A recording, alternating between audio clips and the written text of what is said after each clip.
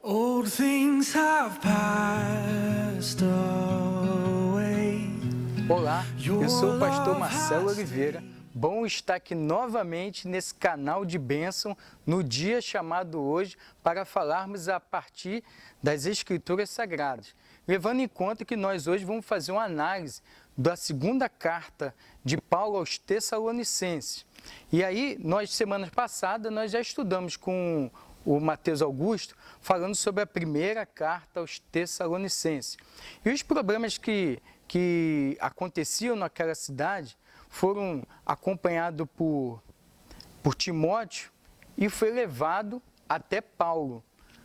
E aí Paulo sente a necessidade, a partir do Espírito Santo, claro, né, de enviar uma carta exortando e tratando dos problemas daquela igreja. Nós entendemos que toda motivação, todo motivo nasce de uma necessidade e havia uma necessidade muito grande de trabalhar nas deficiências que estavam acontecendo naquela igreja. Então vamos lá, vamos entender um pouco desse pano de fundo que estava acontecendo naquele momento. Paulo já tinha com a sua equipe, né, de Timóteo e Silvano e Silas são as mesmas pessoas. Tinham realizado a segunda viagem de Paulo, a viagem missionária, e passando pela cidade de Tessalônica, que fica ao norte da Macedônia, ficava ao norte da Macedônia, hoje é identificado ao norte da Grécia. Então já identificamos a cidade.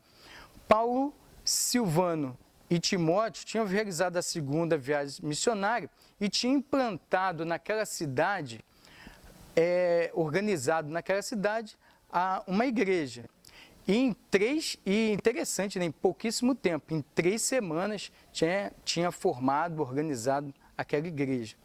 E aí, se nós entendemos que foi Timóteo que, passando pela cidade novamente, envia as primeiras impressões que ele teve e foi necessário escrever a primeira carta, dessa vez foi Silvano e Timóteo, que leva as notícias que estavam acontecendo até Paulo.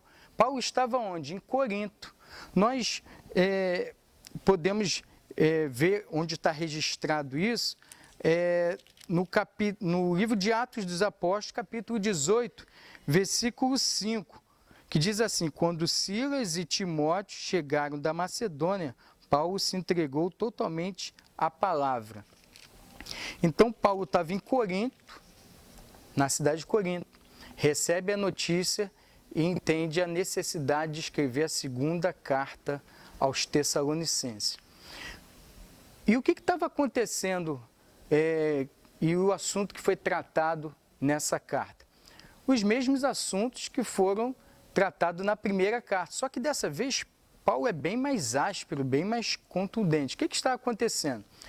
Uma perseguição muito grande aos Tessalonicenses, ociosidade, preguiça e uma má interpretação da segunda vinda de Cristo. E aí Paulo escreve, dando ênfase logo no capítulo 1, primeiro versículo, a 2 coautores, que é Silvano e Timóteo. Como diz assim, ó, Paulo, Silvano e Timóteo, a igreja dos Tessalonicenses, em Deus, nosso Pai, e no Senhor Jesus Cristo. Então, não resta dúvida que o autor é Paulo, 2 coautores, Silas, chamado Silvano, e Timóteo. Já sabemos da cidade Tessalonicense, a Tessalônica, escrevendo aos Tessalonicenses. Da onde foi escrito? De Corinto. Então, vamos partir agora para o ano no qual foi escrita a carta. Se a primeira carta foi escrita no ano de 50 depois de Cristo, a segunda carta foi escrita 6 meses após a primeira.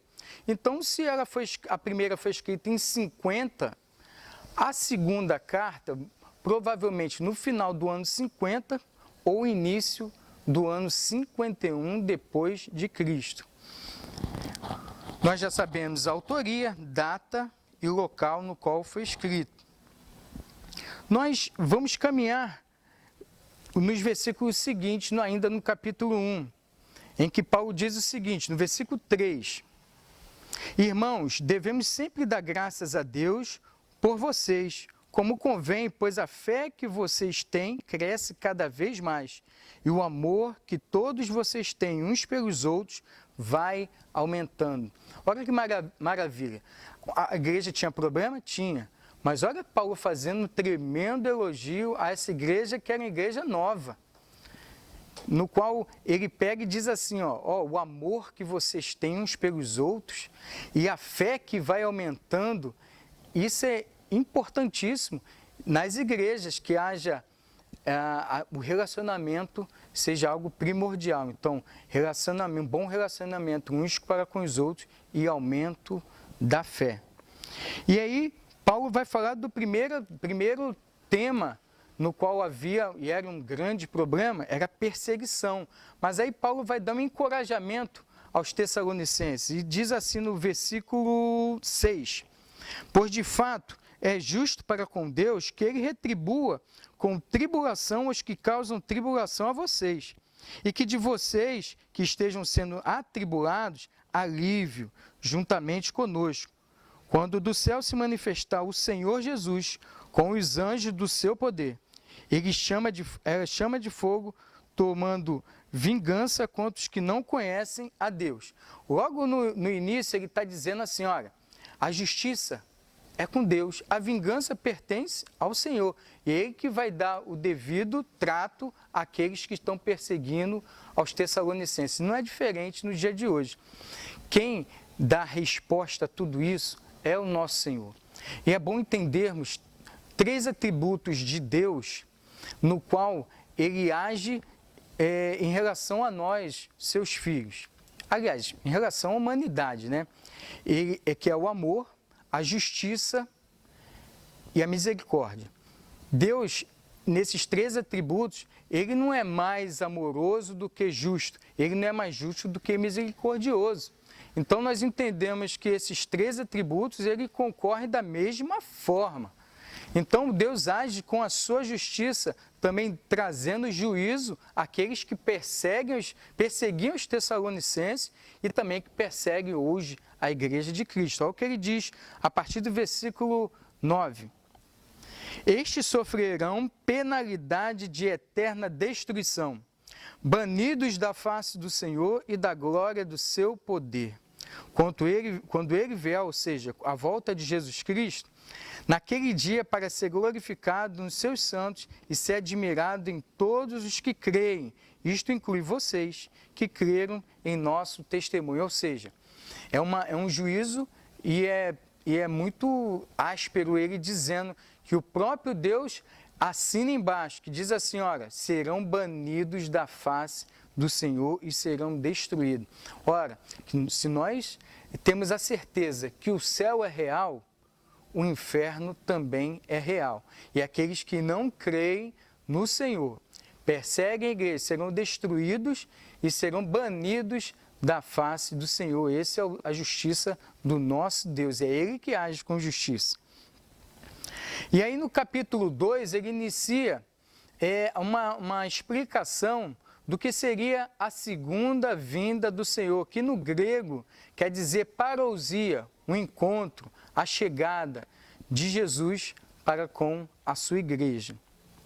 Ele começa dizendo assim, irmãos, no que diz respeito à vinda de nosso Senhor Jesus Cristo e à nossa reunião com Ele, pedimos que vocês não se deixem demover facilmente de seu modo de pensar, nem fiquem perturbados, quer por espírito, quer por palavra, quer por carta, como se procedesse de nós, dando a entender que o dia do Senhor já chegou. Olha como era o que estava acontecendo naquele momento. Eles acreditavam que o dia do Senhor já tinha vindo, eles já tinham sido deixados para trás, ou essa volta era tão eminente que eles não estavam perdidos como eles iriam agir. Isso por causa de uma carta falsa, outras cartas falsas que tinham sido enviadas aos Tessalonicenses, como se Paulo tivesse enviado. Ora, se nós pensamos que fake news é coisa da atualidade, não é mesmo. Olha que essa carta foi escrita há quase 2000 anos e essa história de falsas notícias já é de muito tempo. Ora, a carta tinha sido enviada aos Tessalonicenses, cartas falsas em nome do apóstolo Paulo. Isso estava trazendo um grande alvoroço entre os irmãos daquela igreja.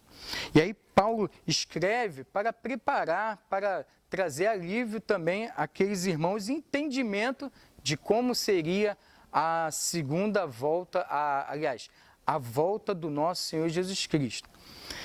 E aí ele diz duas coisas importantes que iriam preceder essa volta, que primeiro era uma grande apostasia, ou seja, uma rebeldia que chegaria ao clímax, e aí viria uma manifestação do homem iníquo, o filho da perdição, no qual somente João, na sua primeira e segunda epístola, ele vai chamar de anticristo. E aí o versículo segue assim, ó, a partir do versículo 3 do capítulo 2. Ninguém de modo nenhum os engane, porque isto não acontecerá sem que primeiro venha a apostasia e seja revelado o homem da iniquidade, o filho da perdição, o qual se opõe, se levanta contra tudo que se chama Deus, ou é objeto de culto, a ponto de assentar-se no santuário de Deus, apresentando-se como se fosse o próprio Deus. Nós não pretendemos fazer aqui um levantamento teológico da carta de 2 aos Tessalonicenses, e tão somente uma análise. Mas as cartas de 1 e 2 Tessalonicenses são parte de um escabouço muito interessante sobre escatologia. E aí, nesse caso, dá ênfase de que antes que a igreja seja arrebatada, aconteceria isso aqui, uma grande apostasia e a manifestação do homem iníquo, ou seja, do anticristo. E aí, quem vai relatar bem melhor isso é lá no Velho Testamento, o profeta Daniel, que ele vai dizer assim, olha, um homem iníquo vai se manifestar como depois de uma grande rebeldia, grande apostasia, quando ninguém dava mais resultado, solução para nada, ia surgir um homem que traria uma paz, uma falsa paz, nos primeiros 3 anos e meio. Mas no segundo período, na segunda fase, ou seja, nos 3 anos e meio seguintes, ele iria se manifestar como ele verdadeiramente é, trazendo uma grande tribulação. E até esse versículo, era isso que estava impulsionando e dizendo Paulo que iria acontecer. No entanto, se a gente segue os versículos seguintes, lá no versículo 7, Paulo vai dizer o seguinte, porque o ministério da iniquidade já opera, ou seja, o inimigo já está em nosso meio, né? E aguarda somente que seja afastado aquele que agora o detém. Se pensarmos, analisarmos isso de uma forma mais profunda, no mesmo capítulo dá a entender que a igreja passará pela grande tribulação. Mas já aqui no versículo 7, já aponta que isso só acontecerá quando aquele no qual detém essa manifestação do anticristo, quem é que detém a grande manifestação em sua plenitude do anticristo? É o Espírito Santo. E o Espírito Santo, quando ele for retirado aqui da terra, no meio de nós, vai ser no arrebatamento da igreja. Então, no mesmo capítulo, dá a entender que a igreja vai passar pela grande tribulação e, ao mesmo tempo, não. Por isso, uma doutrina, ela não pode ser formada a partir de um versículo ou tão somente de um ou dois livros da Bíblia. E sim, nós temos que entender que a Bíblia, nós temos que interpretá-la como de Gênesis e Apocalipse como uma sistemática, ou seja, de início, meio e fim. Enxergando assim a Bíblia de uma forma total. E aí, para montar as teses escatológicas, é necessário percorrer outros livros da Bíblia, assim como no Velho Testamento, o próprio livro de Salmos, Zacarias, Daniel, e aí no Novo Testamento, Mateus, aos Coríntios, e também Pedro vai falar também sobre escatologia, e também, claro, lógico, o livro de Apocalipse, de João. Mas como nós estamos falando aqui de análise, então a gente vai só comentamos sobre isso, mas vamos seguir adiante. Porque não importa se a igreja vai passar pela tribulação, a grande tribulação ou não, se nós vamos ser arrebatados antes. O importante realmente é que estejamos preparados. E no versículo 8, Paulo vai, e a partir do 7, eu vou ler novamente, porque o ministério da iniquidade já opera e aguarda somente que esteja afastado aquele agora qual detém. Então será revelado o iníquo a quem o Senhor Jesus matará com o sopro de sua boca. A vitória é certa em nome de Jesus. Jesus derrotará o anticristo com o sopro da sua boca. É nisso que está a nossa esperança. Primeiro que ele vai voltar para nos resgatar e derrotará o anticristo. É nisso que deve estar a nossa grande esperança, sabendo que Jesus é sempre o grande vencedor. Paulo segue no capítulo 3, falando o seguinte no versículo 1. Finalmente, irmãos, orem por nós, para que a palavra do Senhor se propague e seja glorificada, como aconteceu entre vocês. O que está querendo dizer? Da importância de orarmos pelos missionários. Nós sabemos que essa igreja foi organizada durante a segunda viagem missionária de Paulo. E ainda haveria a terceira viagem missionária de Paulo. Ele estava falando assim, ore por nós, missionários. Por isso a importância de nós orarmos pelos missionários, contribuirmos também para o sustento de missões. Porque os missionários, ele está dizendo assim, assim como chegou a palavra a vocês, o evangelho chegou até vocês, porque alguém orou por vocês e alguém enviou nós que estivéssemos com vocês. Agora, hoje, no dia chamado hoje, vamos analisarmos as nossas vidas. Por que nós fomos transformados? Porque alguém despencou lá de outro país, lá de outro continente, atravessou mares, os oceanos e trouxe a palavra até nós. Por isso, a necessidade de continuarmos orando. E Paulo nos exorta a isso. Continuem orando por nós. Devemos continuar orando pelos propagadores da verdade, cooperadores da verdade, os missionários. E aí, dando sequência, a partir do versículo 6 do capítulo 3, nós vamos encontrar algumas consequências daquela carta, as falsas cartas que foram enviadas. E olha o que estava acontecendo. Irmãos, em nome do nosso Senhor Jesus Cristo, ordenamos a vocês que se afaste de todo irmão que vive de modo desordenado, e não segundo a tradição que foi ensinado por nós a vocês. Porque vocês mesmos sabem como devem nos imitar, visto que nunca vivemos de forma desordenada, quando tivemos entre vocês, nem jamais comemos pão às custas de vocês. Pelo contrário, trabalhamos com esforço e fadiga dia e noite, a fim de não sermos pesados a nenhum de vocês. Olha o que estava acontecendo, a partir de cartas falsas e má interpretações, os irmãos daquela igreja estavam interpretando da seguinte maneira, Jesus já voltou, ou pode voltar a qualquer momento, então a gente não precisa trabalhar, a gente não precisa se organizar, porque ele já voltou e a gente ficou para trás, ou ele pode voltar a qualquer momento, então para que ter os nossos afazeres, nosso trabalho? Estavam vivendo de forma desordenada. E olha, como eu disse, que em relação a essa segunda carta, Paulo é bem mais áspero. E no versículo 10, ele vai dizer assim, porque quando ainda estávamos com vocês, ordenamos isto, se alguém não quer trabalhar, também não coma. Ou seja, quem não quiser trabalhar também não vai comer. Porque alguns espertinhos, preguiçosos, estavam se aproveitando da bondade de outros irmãos e estavam comendo às custas dos irmãos, ou seja, uns trabalhavam e outros só chegavam na boa, na hora da comida. E aí, preguiçosos estavam no meio deles. Paulo vai adiante, ele vai relatar mais sobre isso, versículo 11, ainda no capítulo 3.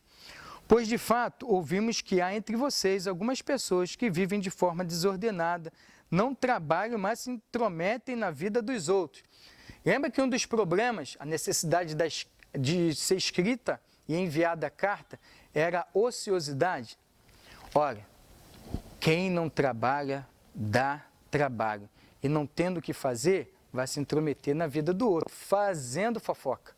E aí Paulo vai exortar para ficar de olho e exortar esses irmãos que estavam à toa. Por isso, nós temos a necessidade de nos sentirmos úteis na obra do Senhor. Nós temos que ter tarefas, funções predeterminadas pela nossa liderança, mas nós sabemos que isso vem da parte do Senhor e você tem um chamado.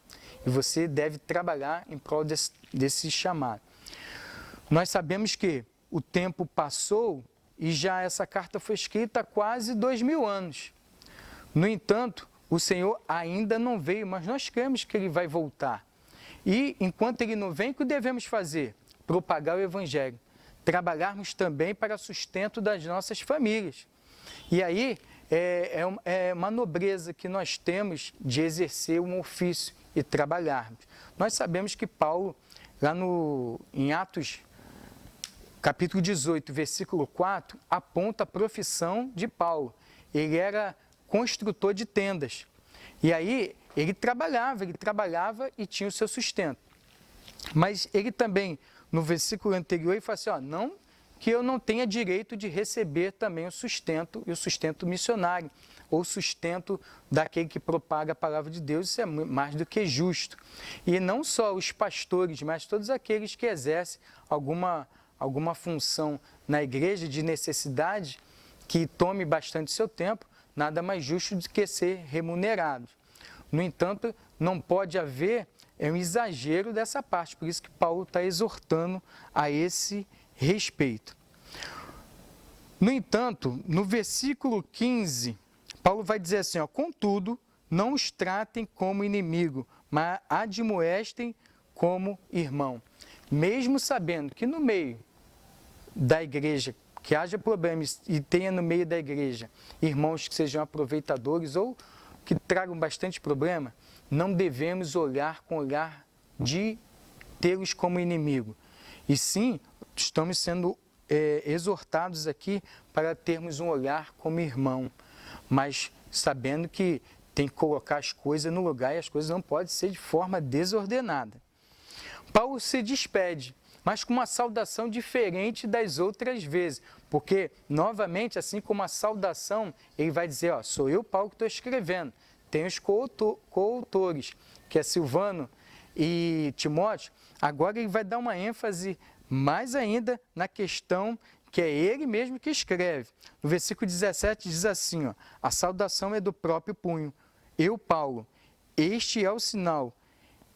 Em cada carta, é assim que eu assino, para combater as cartas falsas que tinham sido escritas e tinha causado todas aquelas consequências, aquele alvoroço todo. Nós sabemos que a igreja tem que olhar para frente, também com a grande expectativa da volta do nosso Senhor. Mas a igreja também tem os pés fincados no chão, no qual ela tem que exercer a sua função de ser agência do céu aqui na terra, propagando o Evangelho, falando da salvação do nosso Senhor Jesus Cristo. Mas também a igreja que trabalha, que se comunica e se relaciona com a sociedade, que se relaciona também com a comunidade e de uma forma que se comunique, que também possa atrair também as pessoas para ouvir do Evangelho aqui dentro da igreja.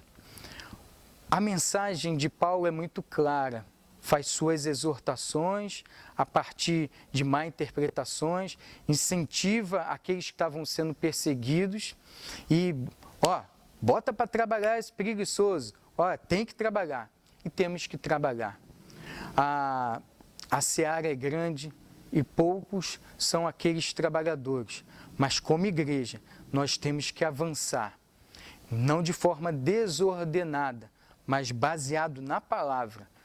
Essa é a análise do livro da carta de Paulo aos Tessalonicenses, a segunda carta. Que Deus possa abençoar a todos em nome de Jesus e até a próxima. For all that you've done.